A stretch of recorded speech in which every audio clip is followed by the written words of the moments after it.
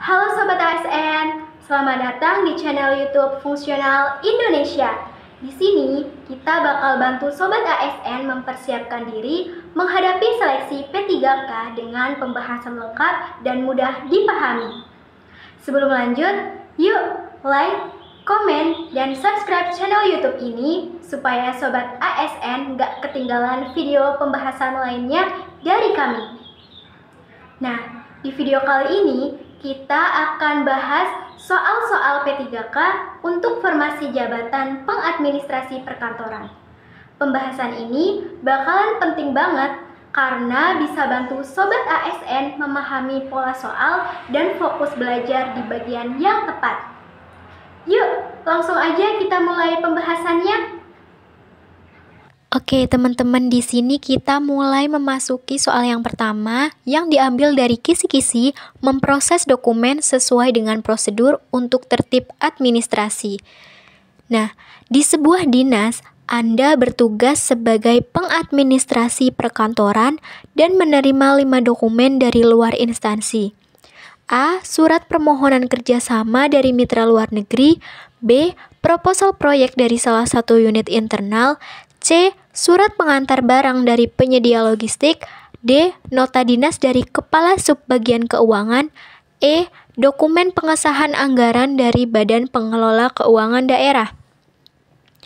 Anda diminta untuk memproses dokumen-dokumen tersebut sesuai urutan prioritas dan jenis prosedur yang berlaku. Dari daftar tersebut, dokumen mana yang harus terlebih dahulu dicatat dalam agenda surat masuk dan mendapat disposisi dari pimpinan tertinggi? Pilihan jawabannya A. Nota dinas Kepala Subbagian Keuangan. B. Surat pengantar barang. C. Surat permohonan kerjasama dari mitra luar negeri. D. Proposal proyek dari unit internal. Dan E. Dokumen pengesahan anggaran dari BPKD. Oke, jadi jawaban yang benar adalah jawaban yang C, yaitu surat permohonan kerjasama dari mitra luar negeri. Jawaban C benar karena datang dari eksternal dan menyangkut kerjasama antar institusi. Dokumen ini wajib dicatat dan didisposisikan pimpinan tertinggi. Untuk poin A, nota dinas Kepala Subbagian Keuangan. Nota dinas dari internal biasanya ditangani langsung oleh bagian terkait. Tidak perlu disposisi pimpinan tertinggi kecuali sifatnya strategis. Jadi, opsi A ini opsi yang kurang tepat. Kemudian, opsi yang B juga kurang tepat karena ini adalah dokumen logistik yang langsung diterima bagian barang atau perlengkapan. Jadi, tidak melalui disposisi pimpinan. Dan opsi yang D yaitu proposal proyek dari unit internal ini juga kurang tepat. Meskipun penting, ini adalah dokumen internal yang biasanya diproses oleh atasan langsung unit terkait, bukan oleh pimpinan tertinggi secara langsung. Dan yang terakhir, opsi E juga kurang tepat karena dokumen pengesahan anggaran dari BPKD merupakan dokumen formal yang umumnya diteruskan ke bagian keuangan. Disposisi bisa saja dilakukan, namun biasanya setelah pencatatan umum oleh admin. Lanjut, soal nomor 2 yang diambil dari kisi-kisi memilah dokumen sesuai dengan jenisnya. Dalam sehari, Anda menerima berkas-berkas berikut: daftar peserta pelatihan, berita acara serah terima barang, daftar presensi rapat koordinasi, dokumen permohonan pencairan dana, surat keputusan tentang perpanjangan masa tugas, slip gaji pegawai bulanan. Jika Anda diminta melakukan pemilahan berdasarkan fungsi dokumen seperti dokumen kepegawaian, keuangan, logistik, dan administrasi umum, maka kombinasi pengelompokan yang paling sesuai adalah pilihan jawabannya A. Kepegawaian, slip gaji, SK perpanjangan tugas, dan keuangan meliputi pencairan dana dan berita acara. B. Administrasi umum meliputi presensi, daftar pelatihan, dan logistik meliputi slip gaji dan berita acara. C. Kepegawaian meliputi daftar pelatihan dan presensi, kemudian keuangan meliputi slip gaji dan pencairan dana. D. Administrasi umum meliputi SK tugas dan berita acara. Keuangan meliputi pencairan dana dan slip gaji. E. Keuangan meliputi semua dokumen di atas kecuali daftar pelatihan. Jadi jawaban yang benar adalah jawaban yang C, yaitu kepegawaian yang meliputi daftar pelatihan dan presensi, kemudian keuangan meliputi slip gaji dan pencairan dana. Hal ini karena daftar pelatihan dan juga presensi berhubungan langsung dengan SDM, jadi masuk kepegawaian. Kemudian slip gaji dan pencairan jelas masuk ke keuangan. Untuk opsi A, salah atau kurang tepat karena berita acara bukan bagian dari keuangan secara langsung. Ini lebih ke logistik ataupun pengadaan. Opsi B pula, salah atau kurang tepat karena slip gaji ini adalah keuangan, bukan logistik. Pengelompokan ini mencampur jenis yang tidak sesuai. Opsi D juga kurang tepat karena SK tugas termasuk kepegawaian, bukan administrasi umum. Dan berita acara bukan bagian dari keuangan. Kemudian opsi E, tidak semua dokumen berkaitan dengan keuangan. Daftar pelatihan adalah bagian dari kepegawaian. Jadi dari kelima opsi tersebut, maka opsi C adalah opsi yang paling tepat. Soal ketiga, diambil dari kisi-kisi memilah dokumen sesuai dengan jenisnya. Anda diberi tugas mengelola arsip selama 5 tahun terakhir dan diminta mengklasifikasikan dokumen untuk memudahkan pencarian ulang oleh auditor. Beberapa pertimbangan klasifikasi ditawarkan oleh rekan kerja Anda. 1. Berdasarkan nama instansi pengirim. 2. Berdasarkan tahun dokumen dibuat. 3. Berdasarkan subjek atau isi dokumen. 4. Berdasarkan nomor urut pencatatan. Dan 5. Berdasarkan lokasi geografis kegiatan. Jika tujuan utama Anda adalah efisiensi pencarian ulang berdasarkan substansi, maka sistem klasifikasi yang paling tepat digunakan adalah pilihan jawabannya adalah A. 1 dan 2, B. 2 dan 3, C. 3 dan 4, D. 1 dan 5, E. 2 dan 5.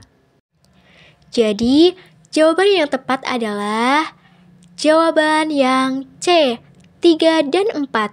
Subjek dokumen langsung menunjukkan kontennya. Nomor urut bisa menjadi pointer ke lokasi file di sistem. Untuk opsi A, 1 dan 2, nama pengirim dan tahun membantu, namun tidak mendukung pencarian berdasarkan isi. Opsi B, 2 dan 3 kurang tepat karena tahun hanya mengelompokkan waktu, tidak dengan isi. Nomor urut hanya membantu jika tahu angkanya. Poin D kurang tepat juga karena 1 dan 5. Pengelompokan berdasarkan instansi pengirim dan lokasi geografis cocok untuk logistik, bukan substansi dokumen. Kemudian yang E kurang tepat juga karena 2 dan 5. Tahun dan lokasi tidak mempermudah pencarian berdasarkan isi atau tema dari dokumen. Jadi jawaban yang tepat adalah poin C, 3 dan 4. Soal keempat diambil dari kisi-kisi menyimpan dan memelihara dokumen sesuai dengan prosedur.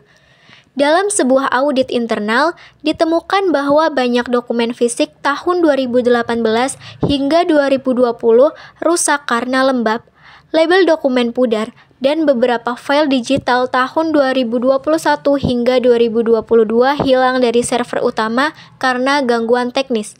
Sebagai pengadministrasi, Anda diminta memberikan rekomendasi sistemik untuk mencegah kejadian serupa. Manakah kombinasi solusi yang paling tepat dan berkelanjutan? Pilihan jawaban A. Menduplikat dokumen fisik ke PDF lalu menyimpan semuanya dalam satu hard drive lokal. B. Menyimpan dokumen dalam sistem penyimpanan cloud dengan pengamanan dasar. C. Memindahkan dokumen fisik ke ruang bawah tanah dengan suhu stabil dan menggunakan kode QR.